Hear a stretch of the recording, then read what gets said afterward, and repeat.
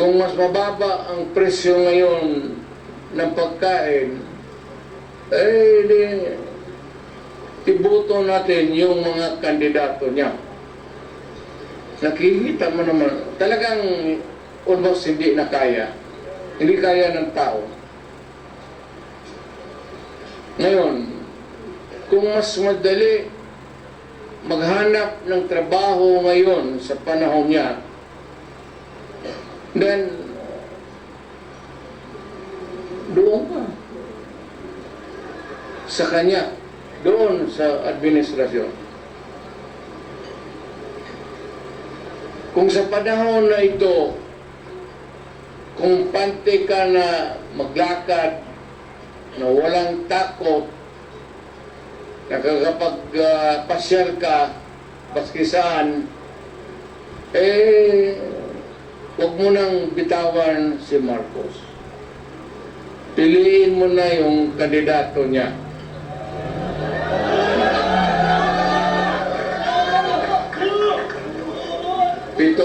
Pero pag sinasabi ko yung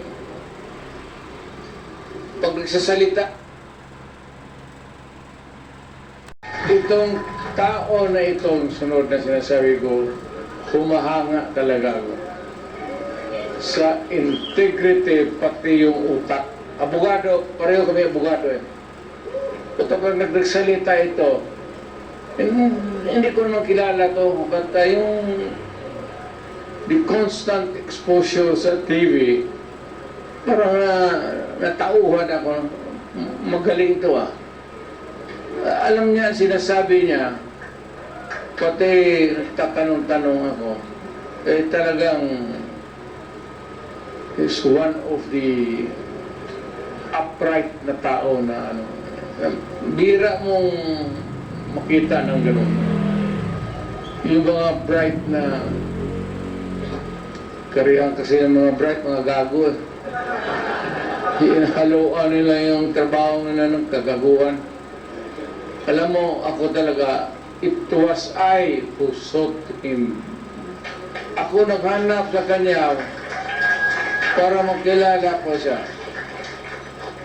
Talagang bumilib ako sa kanya. Marcoleta.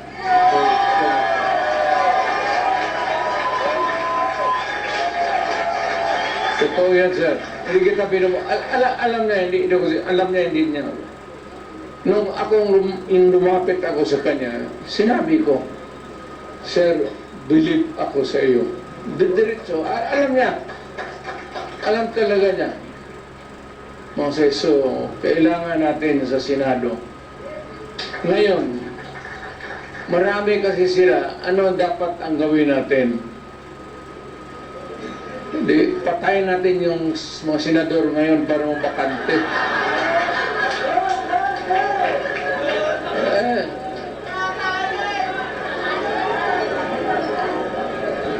Kung makapatay tayo ng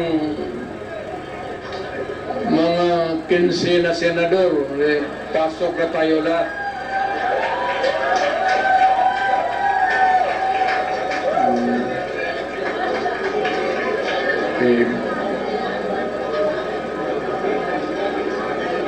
Pero kawawa naman. Pero nakakainis kasi yung, hindi naman lahat. Pero, sabi nga, talking of opportunities, the only way to do it is to pasabugin na lang natin yung ano.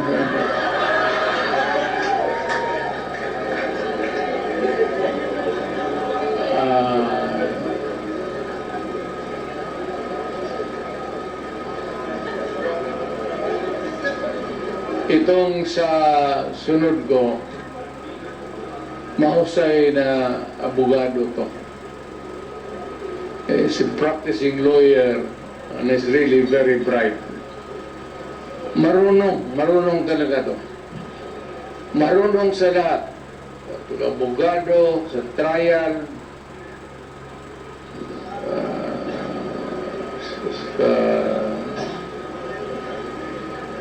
maybe sa social life niya, at siguro sa babae.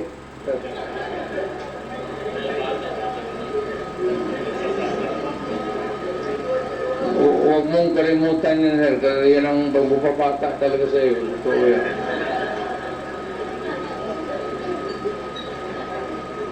Attorney Lambino.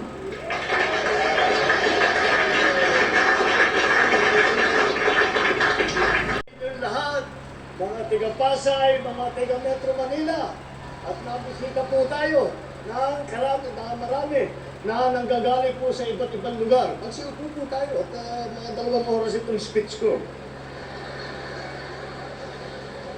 Bago po tayo pagbigyan niyo po ako at binibilang ko lang yung aming mga kandidato dahil tinitiyak ko na kumpleto at wala pang napasabugan ng Granada. Kaya naman wala po kayo maririnig ng mga ganyan. Yan na po ang kaibahan ng alyansa sa lahat ng mga ibang tumatakbo dito sa halalan na ito. Wala po kayong maririnig na masasamang salita. Wala po kayong maririnig na panakot. Wala po kayong maririnig ng pagmumura. Dahil po, nakita niyo naman po, narinig niyo po ang programa ng ating mga kandidato. Hindi lamang ang programa, mas mahalaga pa siguro ay ang kanilang nagawa na. At kung titignan niyo po ang record po nila, ang lagi lang kanilang iniisip ang kapayapaan at ang kaunlaran para sa bawat Pilipino, para sa buong Pilipinas.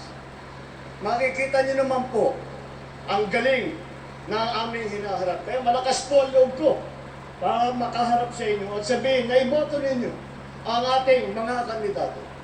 Dahil napakagaling, napakahusay po at bukod pa ron, napakamabuti na tao lahat ng aming kandidato.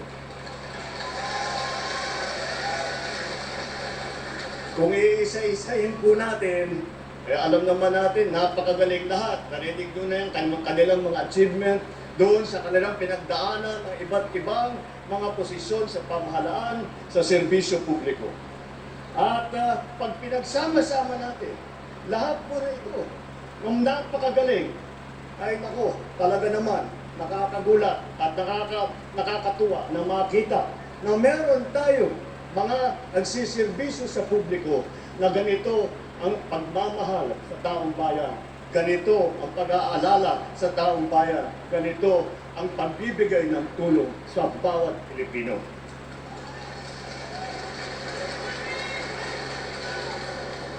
Tignan po natin ang ating grupo dito.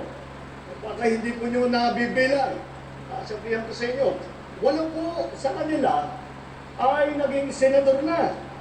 Senator Cayetano, Senator Lacson, Senator Lapid, Senator Marcos, Senator Pacquiao, Senator Revilla, Senator Soto, Senator Tolentino. Lahat po yan, dumaan na sa Senado. Kaya naman po, pagka nainupok na sila sa kanilang posisyon bilang senador ulit, ay makikita po natin, hindi na po sila kumakapa-kapa sa kanilang trabaho. Alam na po nila kung ano yung gagawin, alam na po nila ano ang pangangailangan ng tao, dahil habang buhay na silang nagsiservisyo sa inyong lahat. Ito naman ang nanggaling sa House of Representatives na naging congressman. Nandito po, naging congressman, Congressman Abalos, Congressman Binay, Congressman Cayetano, Congressman Marcos, Congressman Pacquiao, Congressman Tulfo, at Congressman Villar. Hindi na po sila bagito sa ganitong klaseng trabaho, subok na sa pababang kapuluan at sa batasan. Meron din po sa ating mga kasama rito na umupo na sa tinatawag na cabinet rank position. Ibig sabihin, katumbas ng isang sekretary ng ating nakalihim ng isang departamento. Andiyan po ang naging sekretary ng DILG, si Secretary Abalos, na napakaganda ang naging performance niya. Andiyan din po. At naging Secretary Tulfo ng DSWD. At napakita sa atin, kaya po napakaganda po ng reputasyon ngayon sa buong mundo ng Pilipinas dahil tayo po ay matulungin sa ating mga kababayan. Sa administrasyon nito, siya po ang nagsimula niyan. Kasama din natin po si Senator Ping Lacson. Si Senator Ping Lacson ang namuno ng Yolanda Rehabilitation Commission. At siya po ay ang nagbigay ng tulong at nagdala ng lahat ng pangangailangan ng mga naging biktima, yung mga nasaranta ng bagyong Yolanda. At kasama na rin natin si Senator Tolentino na dumaan din po sa MMDA na makita naman ninyo. At dahil napakahirap po na trabaho yan, kagaya ng nabanggit ni Mayor Benhor, ni Secretary Benhor, sinabi nga niya, ang kanyang tinutulungan pag MMDA ka ay lahat ng mga mayor, lahat ng mga iba't ibang lungsod, lahat ng iba't ibang bayan na nasasama sa Metro Manila. Kaya po, ngunit yung mahirap na trabaho yan ay nagawa na at maganda ulit ang kanyang performance.